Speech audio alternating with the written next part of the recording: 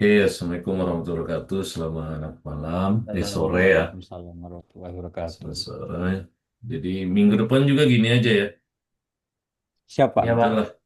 Nantilah kalau kami apa namanya udah tanggal 4 ya, tanggal 30, 1 ya, tanggal 1 malam ya. Cuma tanggal 1 malam nanti saya lihat juga ya, karena kami visitasi Prodi SI Wih, 123. akreditasi Pak ya? Ya, Oh, visitasi Prodi SI OTW unggul insya Allah. amin. Karena apa namanya, Aturan baru Pak ya berarti? ya kami yang 10 pertama Wih, yang pakai mantap. 2.1 2.1 ya. ya, Wis. Di unggul 361 berapa kak? 361 kan kemarin? karena ada unggul 3 tahun, ada unggul 2 tahun ya, Ya, 3 tahun Iya, dan 5 tahun. betul. yang 3 tahun atau 5 tahun. Hitungan-hitungan kertas sih masih yang unggul 3 tahun, tapi kita fight dulu saat visitasi. Yang penting Nggak unggul apa-apa, yang dulu penting Pak. ada Unggul. unggulnya. Ya, soalnya statusnya satu kan terakreditasi dan tidak terakreditasi kan. Iya, jadi berupaya ke situ dulu lah. Oke, jadi salah satu mata kuliah penutup di Magister Informatika adalah Machine Learning Algorithm. Ya, mungkin teman-teman termasuk yang kalau saya lihat judulnya, judul Machine Learning, Deep Learning, ya, cuma mungkin di sini saya dalam konteks data melihat bagaimana sih machine learning itu kita tidak lagi di sini berupaya tidak black box ya. Kita tidak black box, tidak just use the function, but how to matematik modelnya itu bagaimana. Itu yang coba dieksplorasi sebenarnya di sini supaya ruang-ruang optimasi itu bisa ruang-ruang optimasi, ruang-ruang peningkatan kinerja itu bisa juga dilakukan tidak dari sisi hulu, tapi di sisi engine-nya bisa kalau bahasa waktu kemarin kaca-kaca ya, si kaca-kacaki di engine-nya sini kalau kita tahu modelnya seperti itu. Oke ya, jadi kita kurang lebih akan mempelajari berbagai macam model machine learning ya. Mungkin teman-teman sudah sering biasa pakai sebenarnya salah satu. Oke, jadi saya backup dulu. Oke, sorry.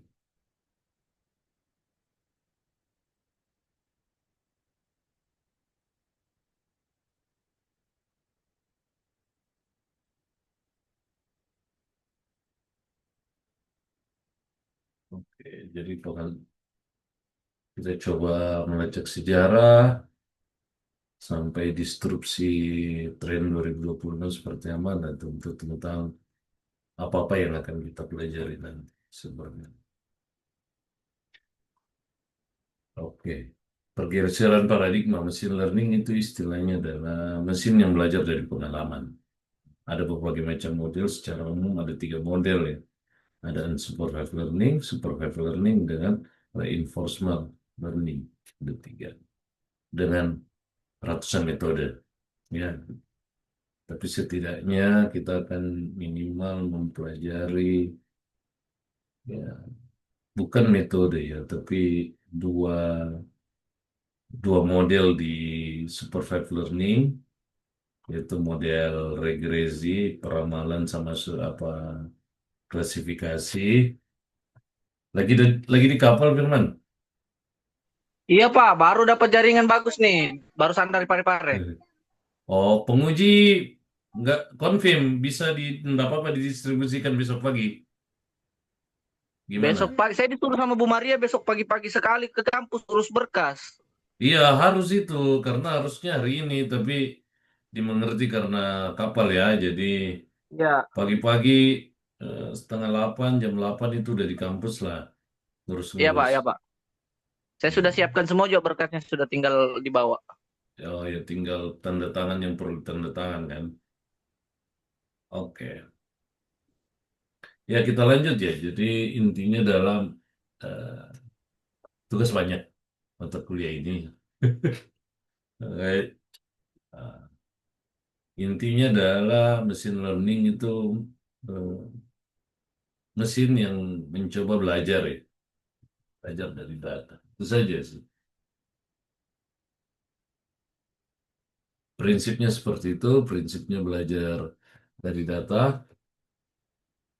Kalau program klasik, kita bisa lihat seperti apa ya, program-program klasik seperti rule based, ada aturan yang dibuat, ya kan?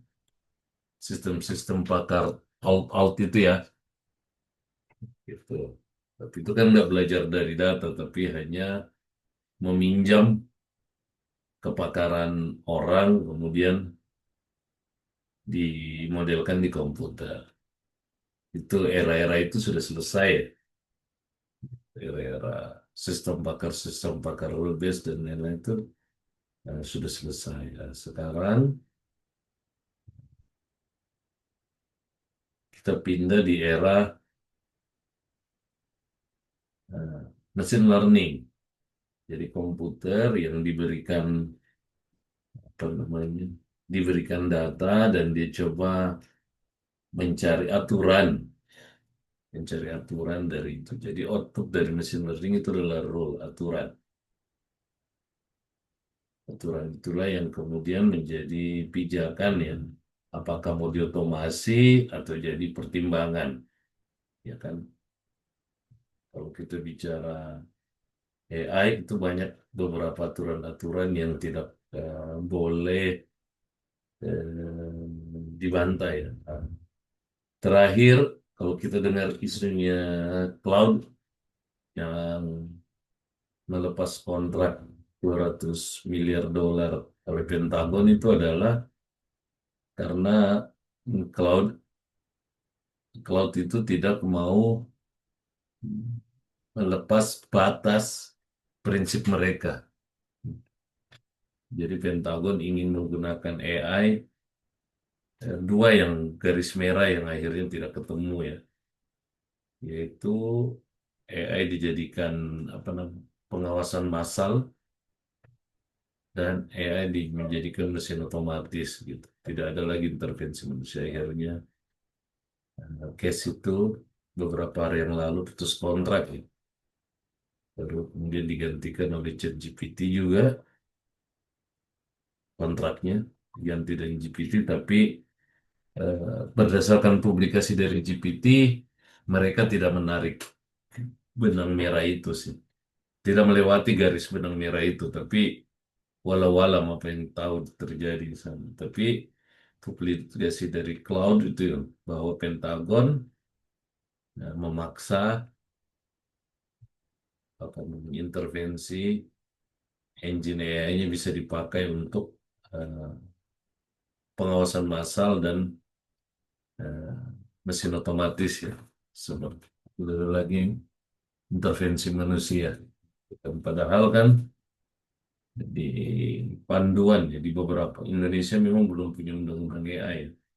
Tapi kalau beberapa panduan yang jadi blueprint terbaik itu Uni Eropa punya, di mana ada batasan-batasan di mana eh, ada 3 level ya. Level free artinya ya tidak perlu persetujuan manusia, apa saja bisa, seperti rekomendasi produk di mana, rekomendasi-rekomendasi produk di iklan dan lain-lain. Kemudian ada yang butuh intervensi manusia dan ada memang yang tidak boleh sama sekali. Ya, seperti itu. Nah, itu kalau kita bicara konteks undang-undang ya di Indonesia belum ada ya. Tapi kita tidak bicara itu di sini. Kita bicara teknikal. Jadi machine learning itu outputnya adalah rules. Ya, rules. Kalau kita melacak evolusinya ya jelas ya dari tahun semua titik balik security pun Jadi sebelum konsen di machine learning, saya di security, kriptografi, data security, bukan network security. Kriptografi, steganografi, watermarking, ya kan? Itu data security konsen saya di situ. Ternyata di machine learning pun breakpoint ininya itu di Alan Turing, konsep test Turingnya dia. Ya kan? Kalau di kriptografi di tahun 1943 di titik balik di mana dia bisa memecahkan kode Enigma ya, mesin enkripsi dari mana? Dari Nazi Jerman. Tapi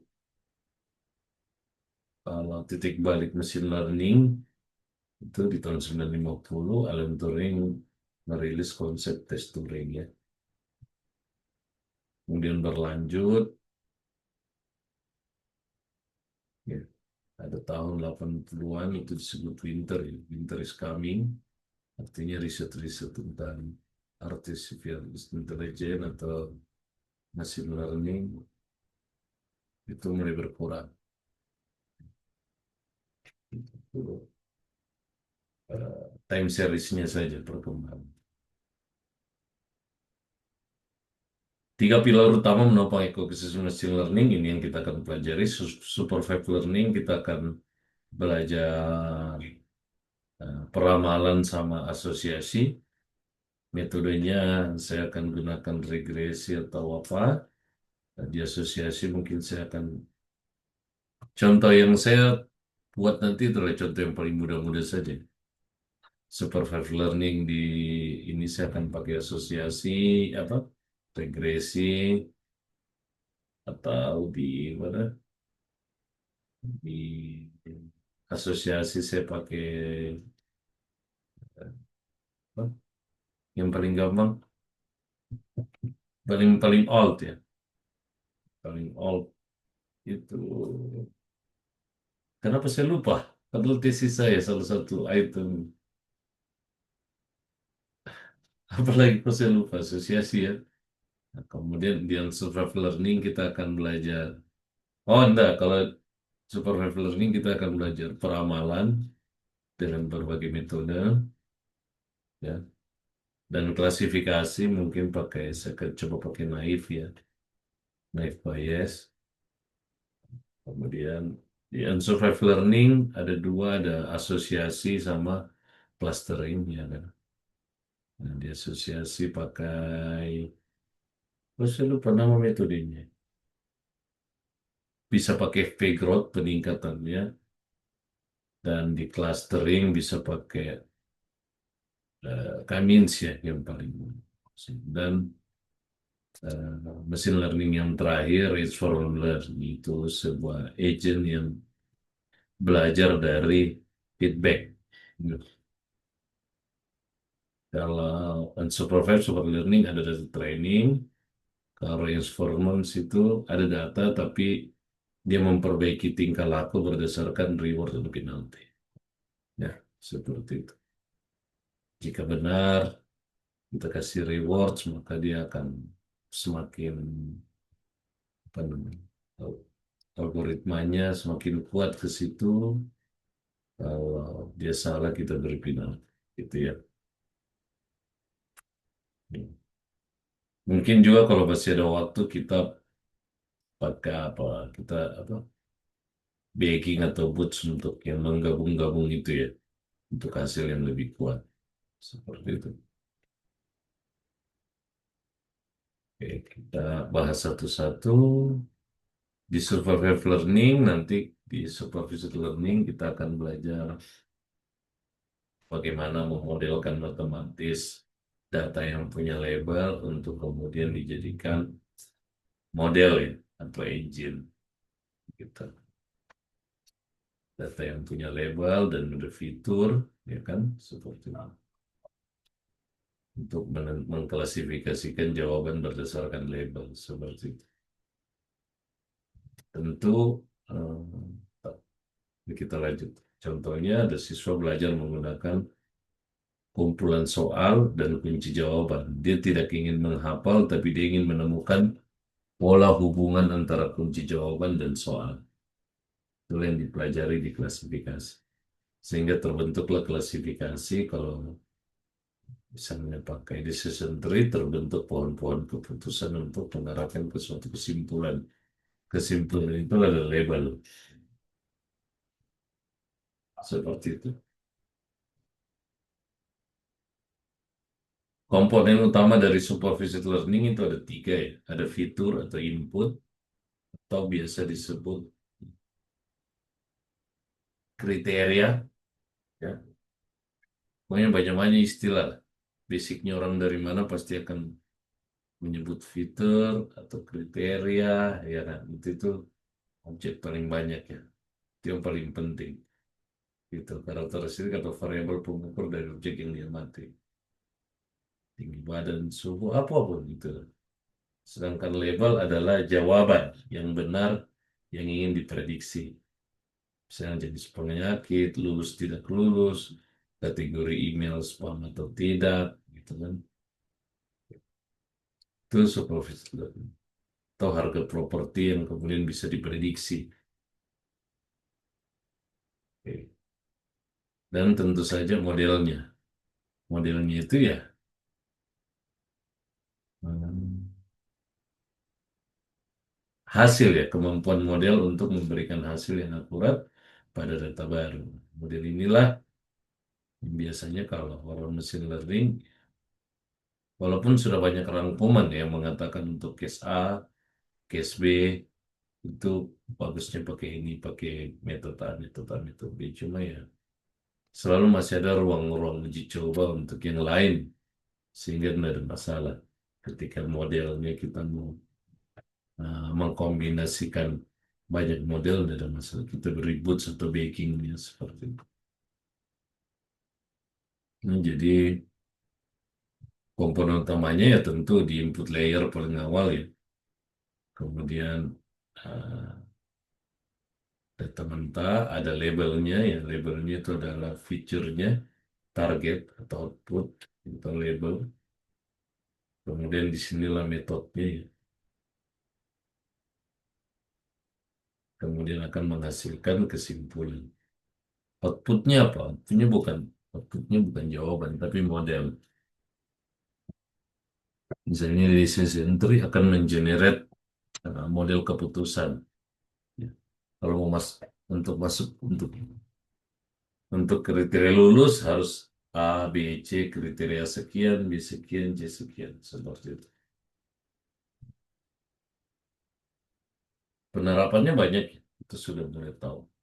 Saat ini banyak penerapan kesehatan, ya kan, untuk membedakan antara sel tumor ganas dan jinak, keamanan cyber untuk mendeteksi klasifikasi aktivitas user, ya kan, teknologi finansial, dan sistem persetujuan pinjaman bank ini juga udah mulai menggunakan klasifikasi-klasifikasi tertentu, ya kan, natural language processing, NLP, analisis estimen untuk mengkategorikan ulasan pengguna menjadi positif, negatif, atau netral.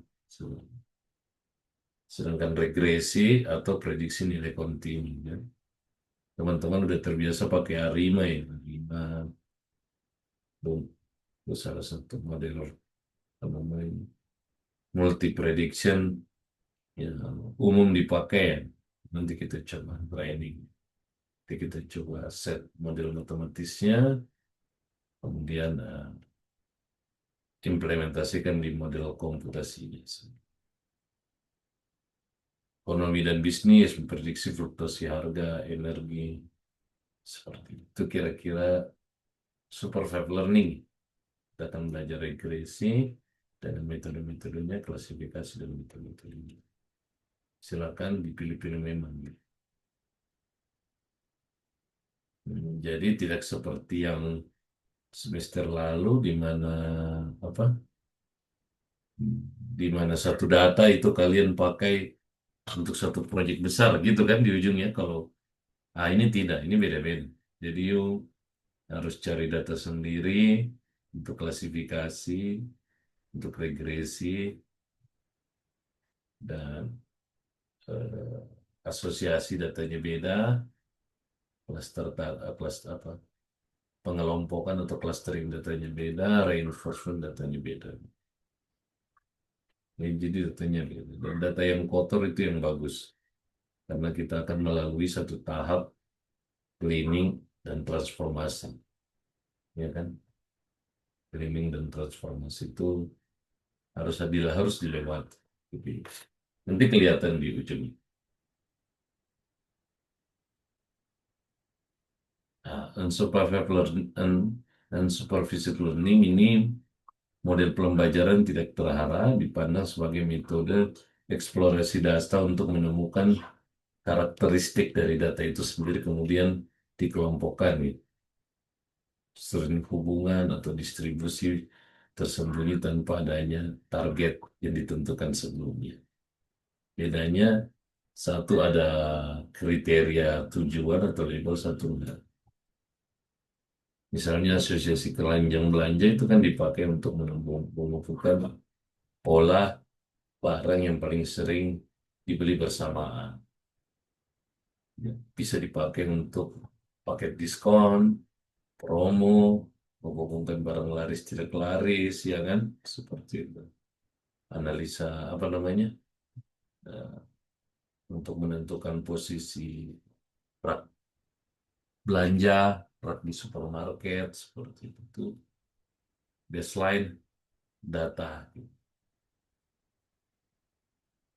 ya, seperti itu salah satu kebutuhan dan supervised learning untuk menemukan pola tanpa batasan. Kalau supervised itu sudah ditentukan tujuannya. Saya mau tujuannya sekian, sekian, sekian. Ini datanya. Belajar. Temukan saya pola untuk mencapai ke sini. Kalau unsupervised learning, ada data, disuruh belajar sendiri.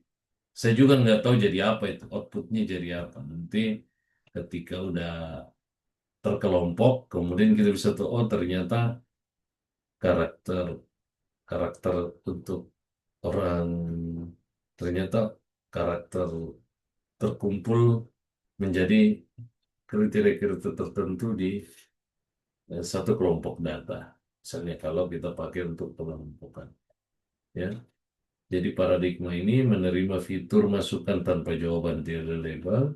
Tugas utama model ini adalah mengorganisasi data sendiri secara sendiri berdasarkan kemiripan atau kepadatannya, yang itu disebut self learning oleh mesin, seperti itu. Analoginya ya misalnya ada ribuan koin kuno dari berbagai negara tanpa tahu nama negara periodenya, kemudian kita mengelompokkan koin berdasarkan apa yang kita lihat di situ. Warna. Nah, kriteria-kriteria ini kemudian kita bisa tentukan berdasarkan data kita, gitu kan. Warna, simbol, jenis logam, kemudian kita kelompok-kelompokkan, kemudian terkelompoklah. Oh, ini kelompok warna dan jenis yang mirip-mirip. Ini ukuran yang jenis mirip-mirip. Ini. Sehingga terkelompoklah data-data berdasarkan kedekatan karakteristik data tersebut. Iya kan? Karakteristik data tersebut. Itu. Ya, nah. Meskipun kita tidak tahu nama koinnya, tapi dia berhasil menemukan struktur kelompok yang logis berdasarkan karakter fisik koin tersebut. Kemudian dengan teknik tertentu, teknik labeling, kita bisa beri nama label itu. Atau cuma kalau unsupervised learning, jangan sembarang memberikan label ketika kelompok data sudah terbentuk, ya. Karena apa? Karena itu ada ilmunya khusus. Kita harus melibatkan pakar, atau kita bisa menggunakan teknik tertentu untuk memberikan label terhadap kelompok-kelompok data yang berkumpul berdasarkan kedekatan karakteristik data tersebut.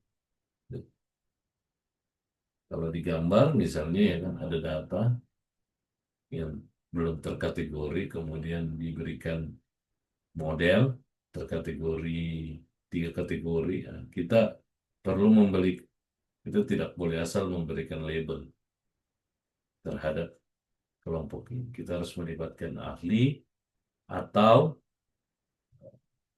memberikan inject method lagi untuk memberikan label ya. Seperti itu ya answer learning. Karakteristik tujuan utamanya ya pengelompokan seperti yang tadi saya bilang, mengelompokkan objek dengan menjadi kelompok-kelompok dengan karakteristik yang sama. Misalnya kita ada 10 orang, kemudian kita mau kelompokkan 2 kelompok berdasarkan tubuh ideal. Ya tubuh ideal kan 2 kategori saja lah, misalnya ya, tinggi dan berat ya. Kita kemudian kelompokkan yang tinggi dan beratnya ideal dan tinggi dan beratnya tidak ideal. Otomatis terkelompok sendiri kan berdasarkan karakter 2 karakter itu, tinggi dan apakah tinggi ideal misalnya tingginya 200 tapi beratnya 40, ya kan? Iya kan? Tinggi 200 cm beratnya 40, itu kan pasti masuk kelompok-kelompok yang mirip-mirip seperti itu. Oke. Itu untuk pengumpulan atau kompresi ya. Kompresi data ini biasa dipakai kalau fiturnya kita terlalu banyak.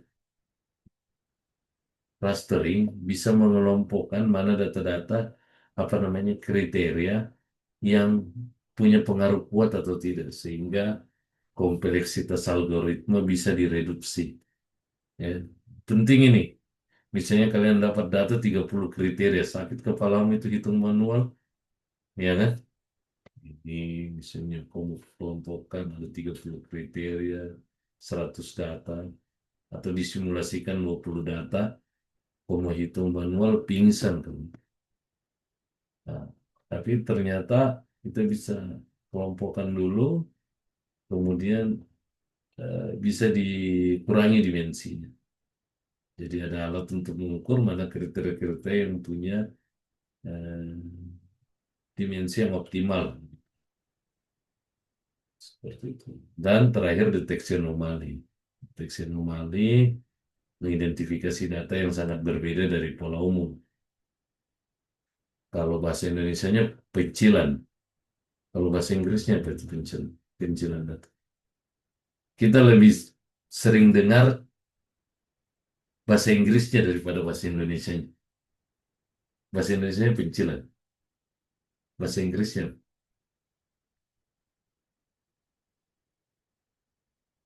outlier. Memang kita lebih sering ya sebagai orang komunal lebih sering dengan outlier. Ternyata bahasa Indonesia pencilan data, gitu ya. Kalau pencilan data, kalau satu kriteria bisa kita lihat, misalnya umur. Umur ada 500. Ya siapa yang hidup sampai umur 500 tahun, berarti dia outlier. Tapi kalau kriterianya udah banyak, itu kan bagaimana mendeteksi itu? Itu bisa dikelompokkan. Deteksi anomali ini bisa dipakai untuk menemukan pola ya. Pola yang umum dengan pola yang di luar kebiasaan. Contohnya pengelompokan ya untuk nasabah bank ya. Berdasarkan pola transaksi untuk strategi pemasaran, geoinformatika, analisis komunitas, gitu. Jadi kelihatannya dari yang saya sebut ini udah banyak.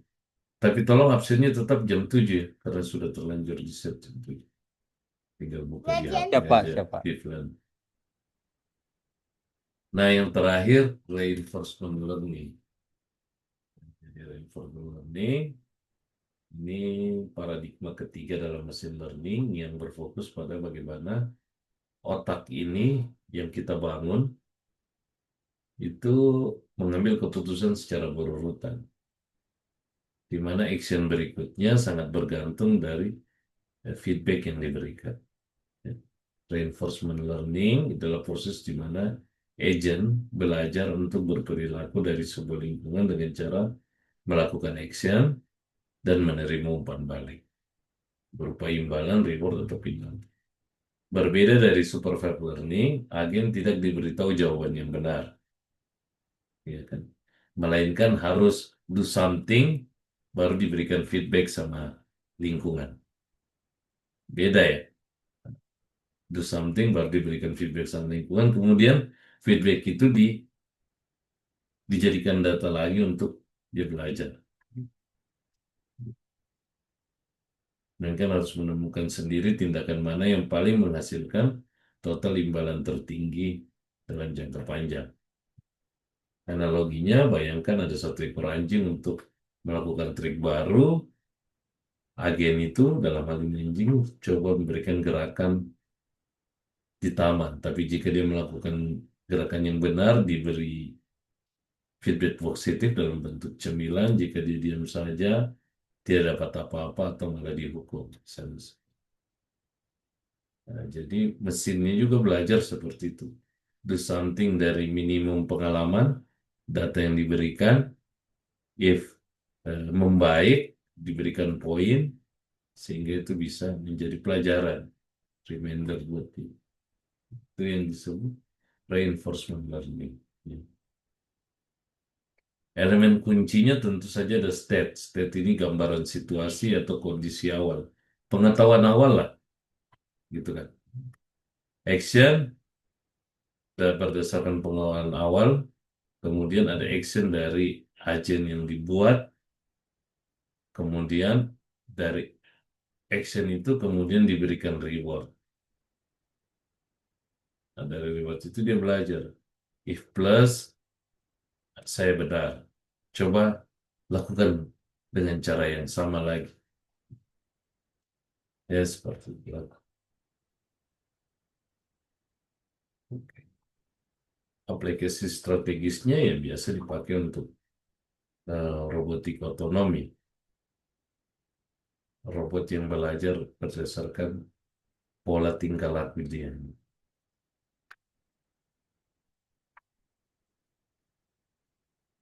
Nah, di dalam reinforcement learning ada yang disebut eksplorasi.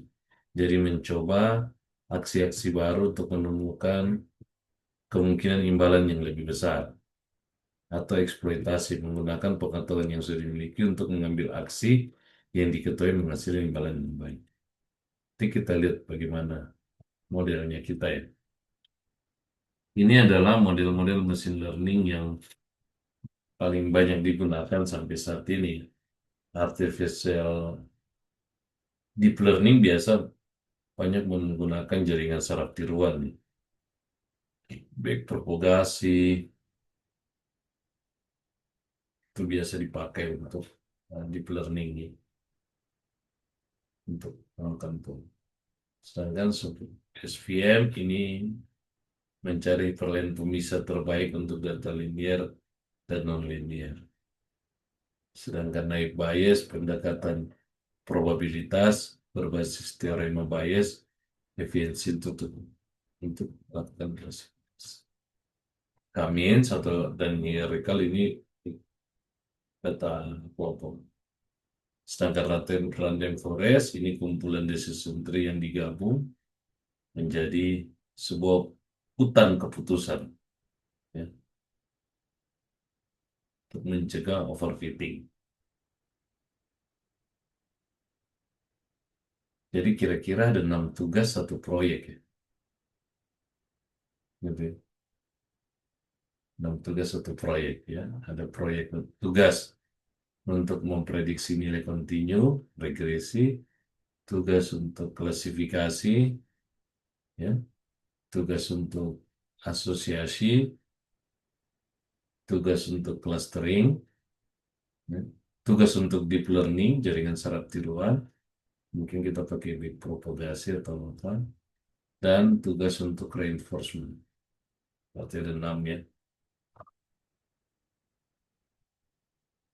Mungkin minggu depan karena masih muda, Nanti tahap pertama cleaning, apa? Cleaning dan transformasi data, baru kita regresi. Ini masih muda ini. Malah di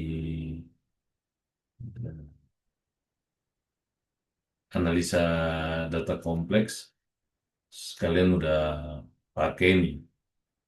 Udah banyak ya untuk memprediksi. Cuma pendekatan kita agak berbeda kali. Saya tidak terlalu ada eh, ada model yang kalian bangun boleh, tapi yang paling umum adalah pendekatan matematikanya yang harus saya lihat. Ini penting karena terutama untuk teman-teman yang machine learning itu harus dimodelkan dulu matematika di pembahasan. Yang tidak bisa langsung hasil-hasil uji coba gitu. Kalau Firmansyah mungkin tidak dia pakai di tesisnya ini, ya. Tapi ya harus lulus mata kuliah ini, gitu ya.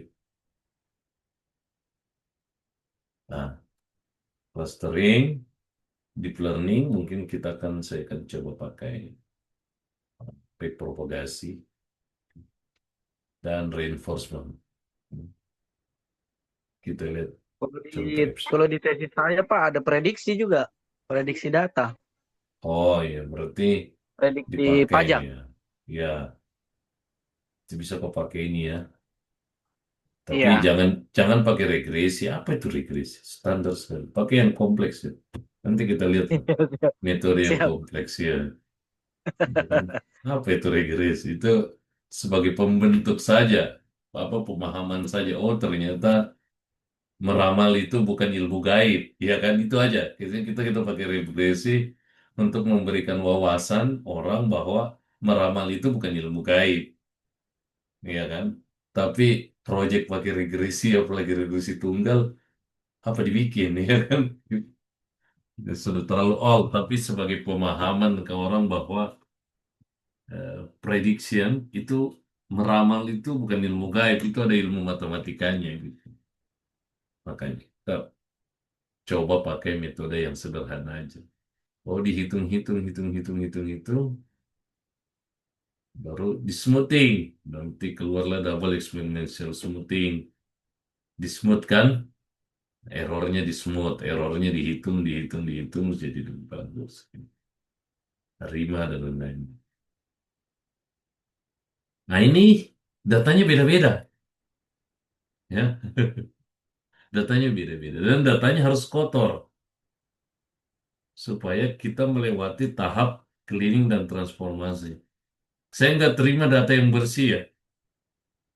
Data yang bersih itu sudah apa? Nggak ada nol. Kemudian datanya sudah dalam bentuk biner 0101. Ah, ini bohong ini. Jadi harus memang datanya yang kotor. Kaya dan kotor. Kaya itu banyak record, banyak kolom. Saya ulang-ulang waktu di big data analisis ya. Kemudian kotor itu datanya banyak lubang-lubangnya. Kemudian datanya belum terkategorisasi dengan baik. Mungkin masih dalam bentuk teks yang kita harus transformasi ke eh, kategori-kategori tertentu misalnya. Dan ini datanya beda-beda. Jadi tiap 2 minggu beda datanya. Nah, oke. Itu kira-kira ya. Harusnya ini di slide terakhir ya. Tapi masih ada slide terakhir tentu. Jadi sederhananya machine learning ini isu-isu aja ya, kita kembali ke sosialnya. Per tahun 2025, 75% perusahaan besar sudah mulai menggunakan berlangganan AI generatif ya. Ini sudah mulai ya.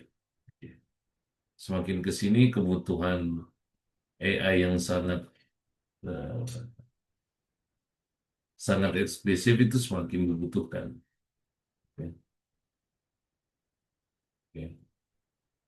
Proyeksi valuasi pasar machine learning operasional itu kurang lebih di sini ya. Satu model raksasa, foundation model, kepatuhan regulasi, aplikasi langsung, spesifikasi dominan. Ini hanya isu-isu saja ya. Oke. Small language model dan agentic AI ya, ini udah mulai bangkit ya. Udah banyak agent-agent AI yang dipakai ya. Termasuk saya sama mahasiswa satu saya coba memakai mesin AI untuk otomatik hotline kami. Hotline kami cukup sibuk ya sehingga memang saya riset saya dengan mahasiswa saya coba menerapkan AI untuk otomatik apa namanya. Hmm. Tapi ini hanya use saja ya. Makanya judulnya penerapan level S1. Hmm. Itu untuk kan dan dipakai udah kami pakai masih 1 bulan masih beta testing di hotline di pasar ini saya lihat kan bagaimana eh, Telegram dan official PMB kami udah pakai AI model untuk puttingnya otomatis replaynya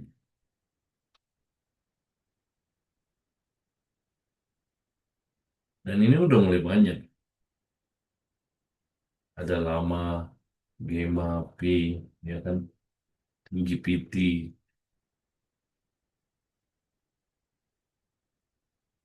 Jadi 70% aplikasi baru di tahun 2000 dikembangkan menggunakan platform no code atau low code.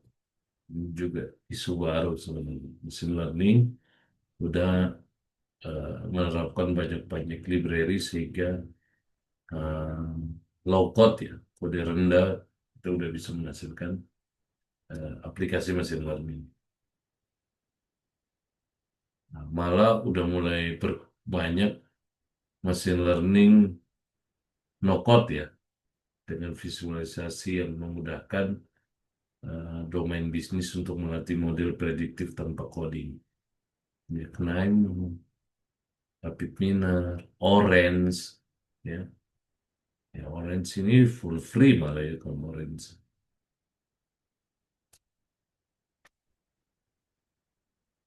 Jadi mesin learning operasional adalah keharusan mutlak mengelola data drive pelanggan versi menghasilkan ROI ini ya. Dan isu yang penting juga adalah security ya, security first machine learning ditarakan ke jam berapa ya? Jam Jam 6. Yang nampak 6 lewat, Pak. Oh, oke, 6.12.21. oh, mirip-mirip lah di sini. Iya, Pak. Ada yang memprediksi juga ya, frontier masa depan itu quantum machine learning ya. Malah PBB menetapkan 2025 sebagai International Years of Quantum Science and Technology.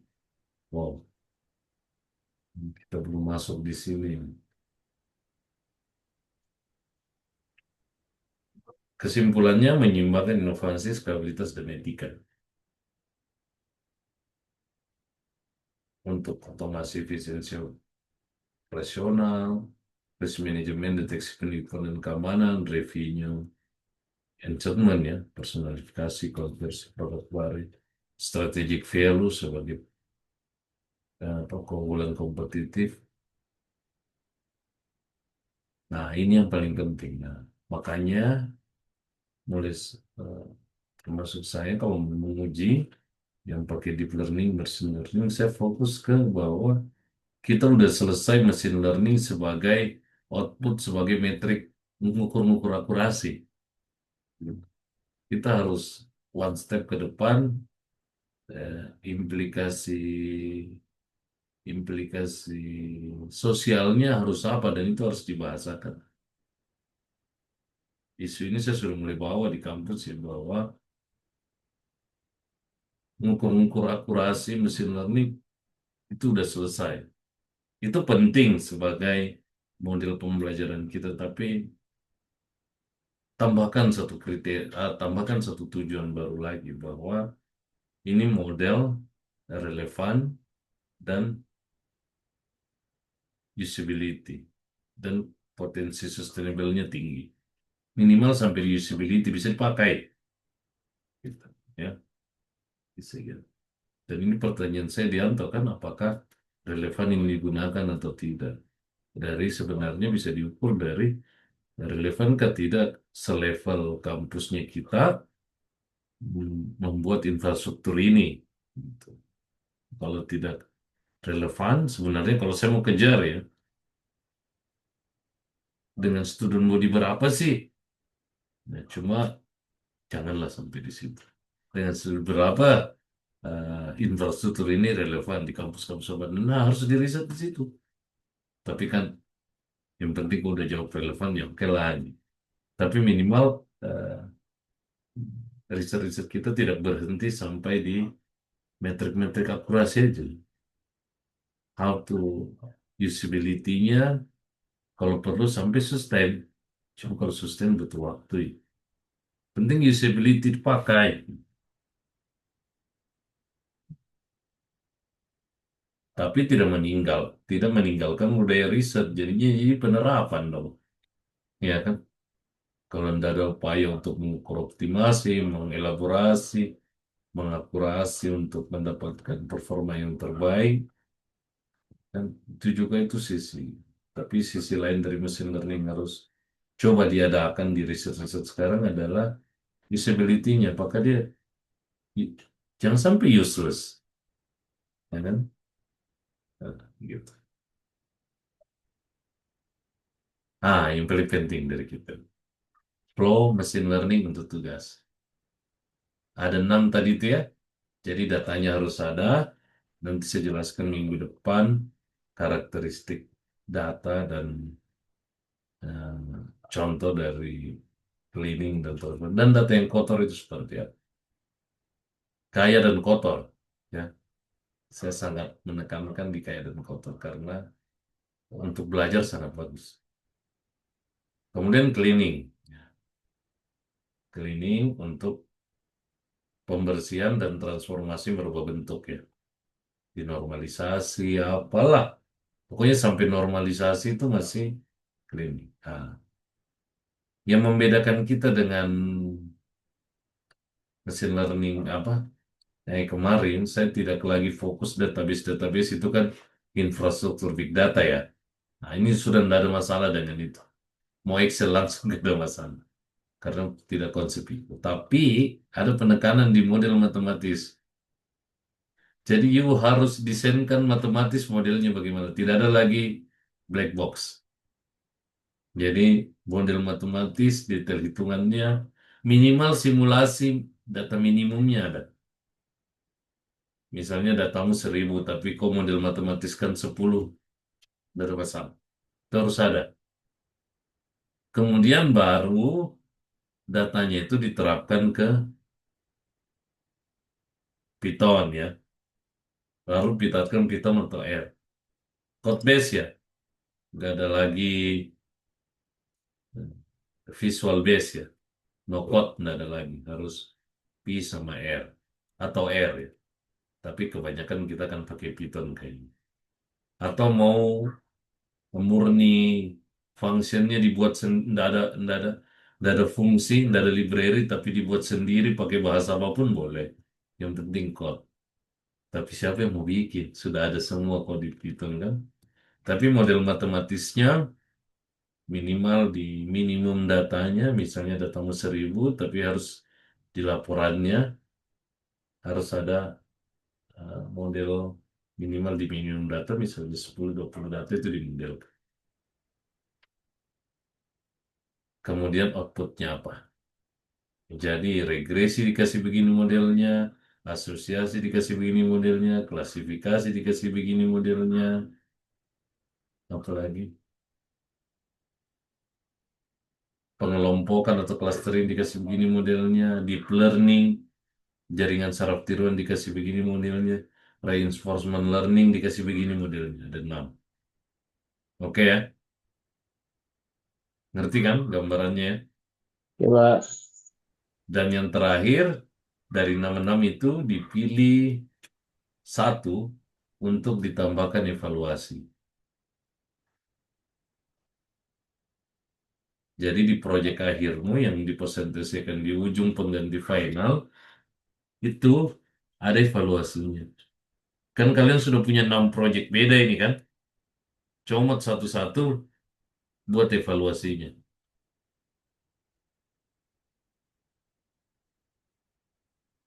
Ya, paham ya?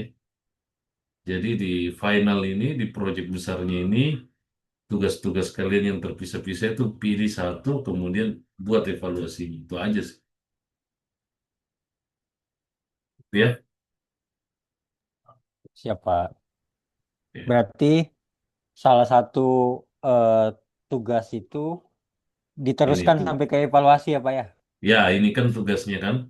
Ya, salah Ada satu dari 6. 6 ini Ya, diteruskan ke salah satu. evaluasi ya. 6 itu dikerja dengan flow seperti ini. Ya. Nah, dari 6 itu, yang sudah kau kerja flow seperti ini, pilih salah satu, tambahkan evaluasi.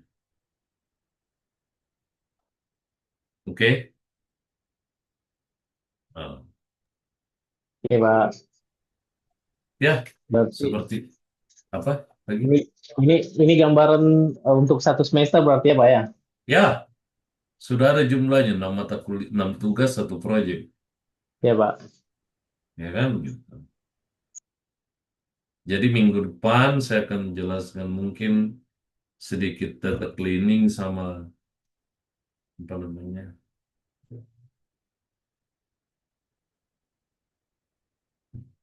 prediksi ya. Yang sederhana ada model matematikanya, ada penerapan apanya? Penerapan modelnya di Python, itu yang kalian buat juga seperti itu. Gak usah bikin PowerPoint. Nanti saya lihat satu-satu aja. Minggu depannya tidak ada materi, kalian bertiga yang ngomong. Kasih lihat satu-satu. Ya kan, jadi 7 pertemuan, 6 tugas, berarti itu selesai dalam 12 minggu, 12-13 minggu lah.